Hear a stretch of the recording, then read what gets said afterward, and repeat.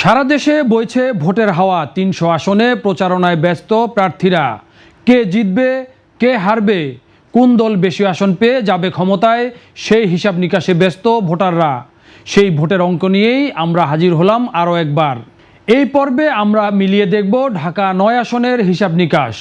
ঢাকা মহানগরীর সবুজবাগ, খিলগাঁও, মুগদা ও মান্ডা থানা নিয়ে গঠিত এই আসনটি ২০০৮ সাল পর্যন্ত ঢাকা ৬ আসনের অধীনে ছিল।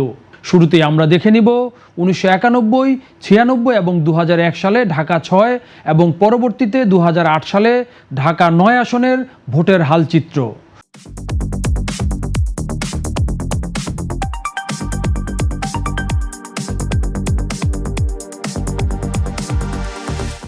শুরুতেই ১৯৯১ সালের পঞ্চম জাতীয় সংসদ নির্বাচন। পঞ্চম জাতীয় সংসদ নির্বাচনে তৎকালীন ঢাকা ৬ অর্থাৎ ঢাকা ৯ আসনের এই এলাকাটিতে নির্বাচন করেছিলেন বিএনপি নেতা মির্জা আব্বাস। তিনি ধানের শীষ প্রতীক নিয়ে ভোট পেয়েছিলেন ৫৯,৮৫১, যা মোট ভোটের ৫৫.৫৪%। তার নিকটতম প্রতিদ্বন্দ্বী ছিলেন আওয়ামী লীগের মোজাফফর হোসেন পল্টু। তিনি নৌকা প্রতীক নিয়ে ভোট পেয়েছিলেন ৩৪,১০১, অর্থাৎ ৩১.৩%। ১৯৯৬ সালের নির্বাচনে এখানে আওয়ামী লীগ তাদের প্রার্থিতা পরিবর্তন করেন, তবে বিএনপির প্রার্থী মির্জা আব্বাস আরেকবার এখানে নির্বাচন করেন এবং সেই নির্বাচনে সাবের হোসেন চৌধুরী আওয়ামী লীগের নৌকা প্রতীক নিয়ে ১,০৪,৬৯৪ ভোট পেয়ে নির্বাচিত হন। তার ভোট প্রাপ্তির হার ছিল ৪৫.৩%। সেই নির্বাচনে মির্জা আব্বাস ধানের শীষ প্রতীক নিয়ে ৯৫,৬৭৩ ভোট পেয়ে পরাজিত হন এবং তার ভোট প্রাপ্তির হার ছিল ৪১.৩%।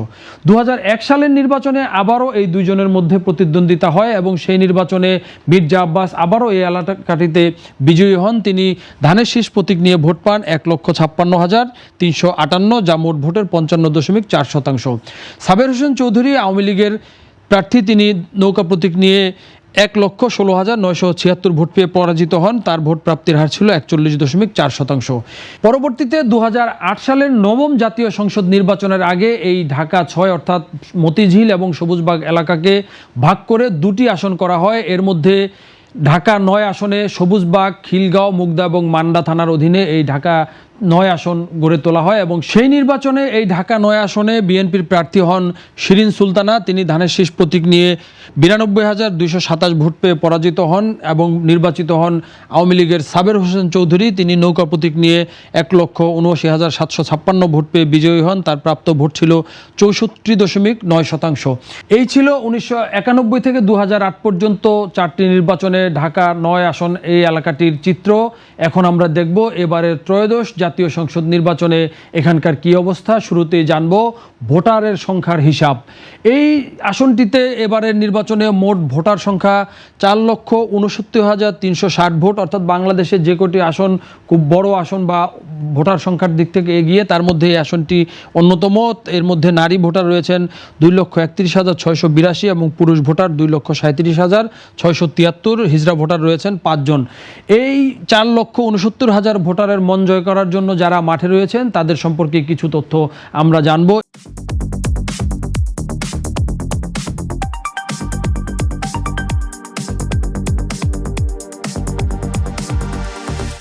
এই আসনটিতে এবার প্রার্থী হয়েছেন মোট ১২ জন। তাদের মধ্যে যারা আলোচনায় রয়েছেন তারা হচ্ছেন তাসনিম জারা, তিনি স্বতন্ত্র প্রার্থী, ফুটবল মার্কা নিয়ে নির্বাচন করছেন। বিএনপির প্রার্থী হাবিবুর রশিদ হাবিব, তিনি ধানের শীষ প্রতীক নিয়ে নির্বাচন করছেন। এছাড়া রয়েছেন এনসিপির নেতা মোহাম্মদ জাবেদ মিয়া, যিনি জাবেদ রাসিন নামে পরিচিত। তিনি তাদের দলীয় প্রতীক শাপলাকলি নিয়ে প্রতিদ্বন্দ্বিতা করছেন।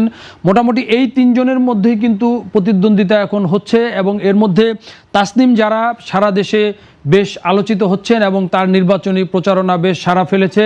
তিনি মূলত এনসিপির প্রার্থী হিসাবে এখানে নির্বাচনী প্রচারণায় নেমেছিলেন শুরুতে এবং তিনি নির্বাচনী তহবিলের জন্য ফেসবুকে একটি আহ্বান জানিয়েছিলেন এবং তার ২৯ ঘন্টার মধ্যে সেই আহ্বানে সাড়া দিয়ে ৪৭ লক্ষ টাকা কিন্তু মানুষ তাকে দিয়েছিল। এর মধ্য দিয়ে কিন্তু তার মূলত নির্বাচনী প্রচারণায় সেই বিষয়টি সাড়া ফেলে এবং তিনি সারা দেশে আলোচনায় আসেন। কিন্তু তার পরপরই জাতীয় নাগরিক পার্টি জামায়াত ইসলামীর সঙ্গে জোট গঠনের ঘোষণা দিলে তাসনিম জারা দল থেকে বেরিয়ে এসে স্বতন্ত্রভাবে নির্বাচন করার ঘোষণা দেন এবং নির্বাচন কমিশনের শর্ত অনুযায়ী স্বতন্ত্র প্রার্থী হতে হলে নির্ধারিত নির্বাচনী এলাকার 1% ভোটারের স্বাক্ষর সহ মনোনয়নপত্র জমা দিতে হয় এবং সেই স্বাক্ষর সংগ্রহের জন্য তাসনিম জারা কিন্তু মাত্র একদিন সময় পেয়েছিলেন এবং সেই একদিনের মধ্যে 4696 জনের স্বাক্ষর কিন্তু তিনি সংগ্রহ করে চমক সৃষ্টি করেছিলেন এবং এর মধ্য দিয়ে ওই এলাকায় তিনি একটি ভালো যোগাযোগ গড়ে তুলেছেন এবং সেই থেকে শুরু করে এখন পর্যন্ত তিনি কিন্তু নির্বাচনী প্রচারণায় বেশ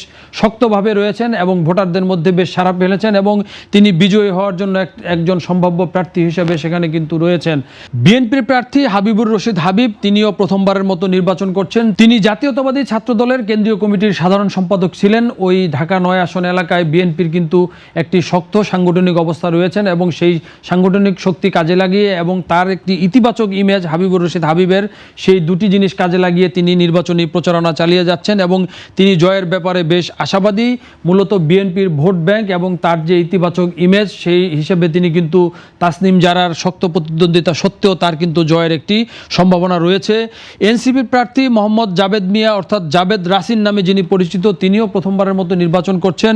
জুলাই আন্দোলনের যে কয়টি মুখ বেশ আলোচিত হয়েছে তার মধ্যে জাবেদ একজন, তবে ওই এলাকায় কিন্তু তার তুলনামূলক পরিচিতি কম। তো এই তিনজন ছাত্র নেতা বলতে গেলে একজন জাতীয়তাবাদী ছাত্র দলের সাবেক সাধারণ সম্পাদক এবং দুইজন জুলাই আন্দোলনের ছাত্র নেতৃত্ব যারা দিয়েছেন তাদের মধ্যে এই আসনটিতে প্রতিদ্বন্দ্বিতা হচ্ছে এবং সার্বিকভাবে এই তিনজনের মধ্যে ত্রিমুখী প্রতিদ্বন্দ্বিতা হওয়ার সম্ভাবনা দেখা যাচ্ছে। তবে হাবিবুর রশিদ হাবিব বিএনপির প্রার্থী এবং তাসনিম জারা এই দুইজন জাবেদ রাসিনের চেয়ে তুলনামূলক কিন্তু এগিয়ে রয়েছেন। তবে জাবেদ রাসিন 11 দলীয় জোটের জামাত সহ বিভিন্ন ইসলামী দলগুলোর সমর্থন পাচ্ছেন। এই এলাকাটিতে জামায়াত ইসলামীরও কিন্তু একটি ভোট ব্যাংক রয়েছে এবং আমরা যেটা পরিসংখ্যানে দেখেছি 1991 সালে জামায়াতের তৎকালীন ভারপ্রাপ্ত আমির আব্বাস আলী খান এই এলাকা থেকে নির্বাচন করে 10,000 ভোট পেয়েছিলেন এবং পরবর্তীতে 1996 সালের নির্বাচনে তারা কিন্তু এখানে 7,000 ভোট পেয়েছিলেন।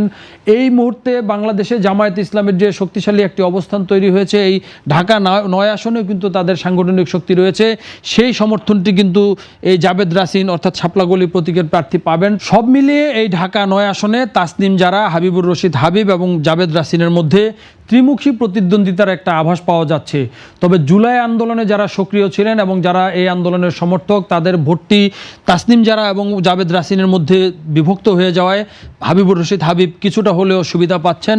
সব মিলিয়ে এই আসনে তিনজন মূল প্রতিদ্বন্দ্বী হলেও শেষ পর্যন্ত তাসনিম জারা এবং হাবিবুর রশিদ হাবিবের মধ্যে লড়াইটি হতে পারে।